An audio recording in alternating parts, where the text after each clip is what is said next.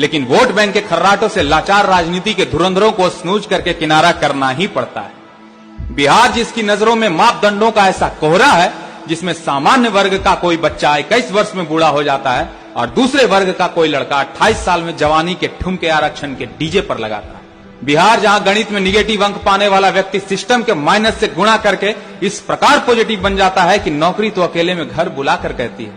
ए जी हमको रखिएगा। तालियों की गड़गड़ाहट में न्यू इंडिया का नारा भले ही भावनाओं की थाली में संभावनाओं को सजाकर निकलती तो एक सुनहरे भविष्य की तरफ है, लेकिन समझौतों के लहर में अतीत के बुलबुले यकीनी तौर पर हैरान तो करते हैं। चलिए माना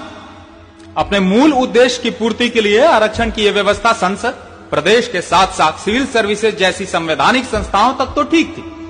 लेकिन इस व्यवस्था को टेक्निकल, मेडिकल और आर्थिक क्षेत्र के विशेष योग्यता वाले पद प्रतिष्ठानों पर थोप के अव्यवस्था की नींव योग्यता के पैमानों को शर्मसार इसीलिए करती है क्योंकि इन क्षेत्रों में योग्यता से समझौता बनारस जैसे शहरों में पुलों का गिरना या फिर सरकारी विद्यालयों में शिक्षकों को राष्ट्रपति का नाम तक न पता होने से जाहिर होता है।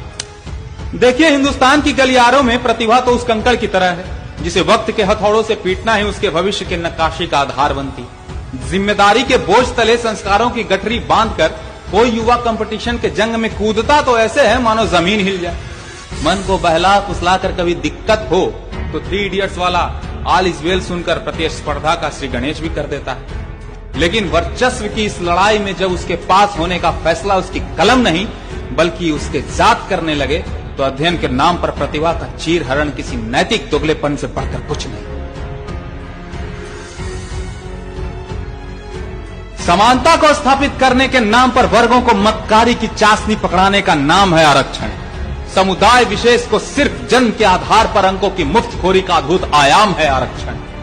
अद्भुत इसलिए क्योंकि जन्म के समय अगर किलकारियों की आवाज से जात पात पता चल जाती तो साहित्य के हर एक कोने से शब्दों के माटी से ऐसा महल बनता जिसमें लोगों की नुमाइंदगी उनके कर्म से नहीं बल्कि आन बान